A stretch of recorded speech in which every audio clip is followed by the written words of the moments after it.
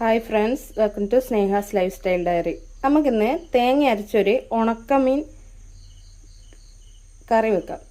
അതിന് വേണ്ടിയിട്ട് ഒരു ചെറിയ തേങ്ങ ചിരവി എടുത്തതാണിത്. ഇത് മിക്സിൻ്റെ ജാറിലോട്ട് ഇട്ട് കൊടുക്കാം.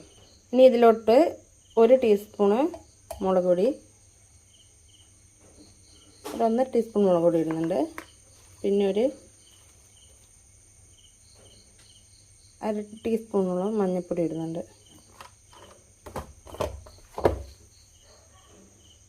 ഇത് മുങ്ങാൻ പാകത്തിന് വെള്ളം ഒഴിച്ച് കൊടുക്കാം. നിങ്ങൾ എരിവിനാവശ്യത്തിൽ മുളക് പൊടി ഇട്ട് കൊടുക്കാം. ഇനി ഇത് നന്നായിട്ട് അരച്ചെടുക്കാം. ഇങ്ങനെ തരിതരിയൊന്നുമില്ലാതെ അരച്ചെടുക്കാം. തേങ്ങ അരച്ച ഉണക്കമീൻ കറിക്ക് വേണ്ടിയിട്ട് കുറച്ച് മഞ്ഞൾപ്പൊടിയും മുളക് പൊടിയും പുരട്ടിയ ഉണക്കമീൻ. ഇതൊരു കഷ്ണം മീനാണ്. ഇതിനെന്താ പേര് പറയാമെന്ന് നമുക്കറിയില്ല. ഏത് തെരണ്ടിയോ അങ്ങനെ എന്ത് വെച്ചിട്ടുണ്ടാക്കാം. പിന്നെ അതിന് വേണ്ടിയിട്ട് 2 തക്കാളി എടുത്തിട്ടുണ്ട്. ഒരു തക്കാളി ആയാലും മതി. 2-3 പച്ചമുളക് എടുത്തിട്ടുണ്ട്. പിന്നെ ഒരു നെല്ലിക്ക വലുപ്പത്തിൽ വാളംപുളി എടുത്തിട്ടുണ്ട്. കുറച്ച് വെള്ളത്തിൽ കുതിർത്ത് വെച്ചതാണ്. ഇനി ഇത് എല്ലാത്തോട്ട് മുറിച്ചിട്ട് കൊടുക്കാം. ഞാൻ ഇങ്ങനെയാണ് തേങ്ങ അരച്ചതിനൊക്കെ തക്കാളി മുറിച്ചിടൽ.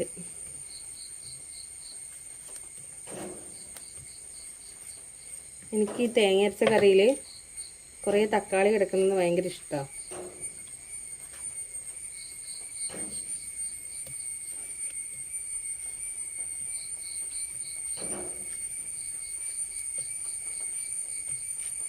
പച്ചമുളക് നടുവിലോട്ട് കീറിയിട്ട് കൊടുക്കാം. ഇത് വളരെ പെട്ടെന്ന് സിമ്പിളായിട്ട് ഉണ്ടാക്കാൻ പറ്റുന്ന കറിയാണ്. പച്ചമീനൊന്നും കിട്ടിയില്ലെങ്കിൽ ഇതുപോലെ ഉണ്ടാക്കിയാൽ മതി. ഇത് നല്ല പേസ്റ്റായിട്ട് അരിഞ്ഞ തേങ്ങയുണ്ട്.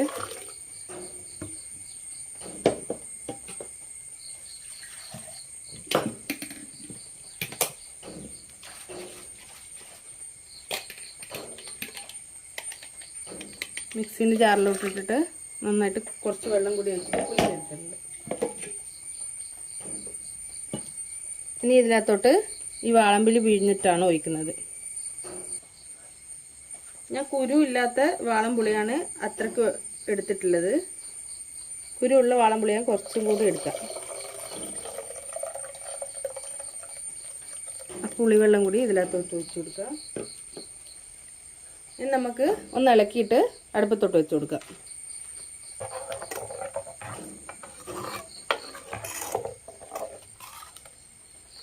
നിങ്ങൾക്ക് ഈ അരപ്പ് തിക്കാന്ന് തോന്നുന്നുണ്ടെങ്കിൽ വെള്ളം വേണമെങ്കിൽ കുറച്ചുകൂടി ഒഴിച്ചു കൊടുക്കാം. ഇത് വെള്ളം പിടിച്ച പോലെ തോന്നുന്നുണ്ടെങ്കിൽ നല്ലൊരു യെല്ലോ ഓറഞ്ച് കളറാണ് കറിയുള്ളത്. ഇതിൽ കറക്റ്റ് കളർ വരുന്നില്ല. നമുക്കിത് ഗ്യാസിലോട്ട് വെച്ചിട്ട് തുറന്നിട്ടിട്ട് തിളപ്പിച്ചെടുക്കാം. ഇത് കുറച്ച് ഒരു 3-4 മിനിറ്റ് നന്നായിട്ട് തിളച്ചതിന് ശേഷമാണ് കഷ്ണം ഇട്ട് കൊടുക്കുക. കറി ഇതുപോലെ നന്നായിട്ട് തിളച്ച് വരുമ്പോൾ നമുക്ക് ഈ കഷ്ണം ഇട്ട് കൊടുക്കാം. ഞാൻ ഇതിനകത്തോട്ട് ഉപ്പ് ഇട്ടിട്ടില്ല, കാരണം ഉണക്കമീനായതുകൊണ്ട് ഇതിനെങ്ങനെയായാലും ഉപ്പുണ്ടാവും. പിന്നെ ലാസ്റ്റ് നോക്കിയിട്ട് വേണമെങ്കിൽ ഇട്ട് കൊടുത്താൽ മതി.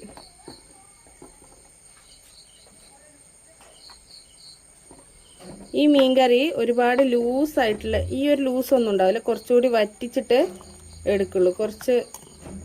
ഒരുപാട് തിക്കല്ല, എന്നാലും അത്യാവശ്യം തേങ്ങ കുറച്ച് തിക്കായിട്ടുള്ള കറിയാണ് ഉണ്ടാവുക. ഇങ്ങനെ ചോറിലൊഴിച്ചാൽ ഒഴുകിപ്പോവില്ല, അവിടെ ഇരിക്കുന്ന ടൈപ്പ്. നല്ല ടേസ്റ്റാണ്. ഉണക്കമീനാണെങ്കിലും അടിപൊളി ടേസ്റ്റാണ് ഈ കറിക്ക്.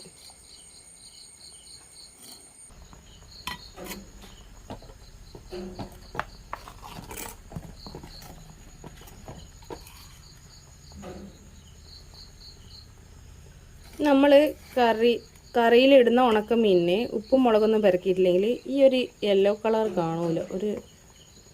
ഒരു മുളക് പിടിക്കാത്ത പോലെ ഉണ്ടാവും, ഒരു വെള്ളം പിടിച്ച പോലെ ഉണ്ടാവും. അതൊരു ടേസ്റ്റും ഉണ്ടാവില്ല. എപ്പോഴും മീൻകറിയിലിടുന്ന മീനൊക്കെ കുറച്ച് ഉപ്പും മുളക് പൊടിയും മഞ്ഞൾപ്പൊടിയൊക്കെ പുരട്ടി വെക്കുന്നതാണ് ടേസ്റ്റ് ഉണ്ടാവുക. ഇനി ഇതിനകത്തോട്ട് കുറച്ച് കറിവേപ്പില ഇട്ട് കൊടുക്കാം.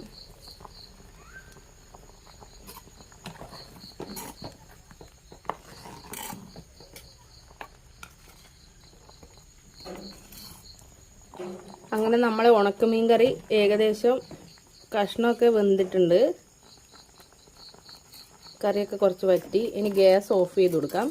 എന്നിട്ട് ഈ അടുപ്പിൽ തന്നെ കുറച്ച് സമയം കൂടി വെച്ച് കൊടുക്കുന്നുണ്ട്. അപ്പോൾ ഈ ചട്ടിയുടെ ചൂടിന് ഒരു ഇച്ചിരി വെള്ളം വറ്റും. എന്നപ്പാണ് ഈ കറി നല്ല ടേസ്റ്റ് ആവുന്നത്.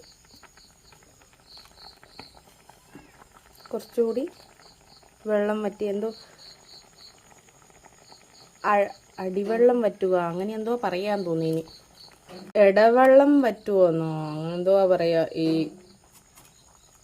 നമ്മൾ ഈ ചിലവർ തേങ്ങ അരച്ച കറി പ്ലേറ്റിലോട്ട് ഒഴിക്കുമ്പോൾ അടിയിൽ നിന്ന് വെള്ളം വേറെയായിട്ടും അരപ്പ് ചോറിൻ്റെ മേലെയായിട്ടും കിടക്കൂലേ. അപ്പം ഈ ചട്ടിയിൽ തന്നെ കുറച്ച് സമയം ഈ അടുപ്പിൽ തന്നെ ഇങ്ങനെ വെച്ചാൽ അങ്ങനെ വരൂല. അങ്ങനെ നമ്മൾ തേങ്ങ അരച്ച മീൻകറി ഇവിടെ റെഡി ആയിട്ടുണ്ട്. ഇതാണ് ഇതിൻ്റെ റിയൽ കളറ്. ഇത് ഞാൻ വേറൊരു ഫോണിൽ ഷൂട്ട് ചെയ്യുന്നതാണ്.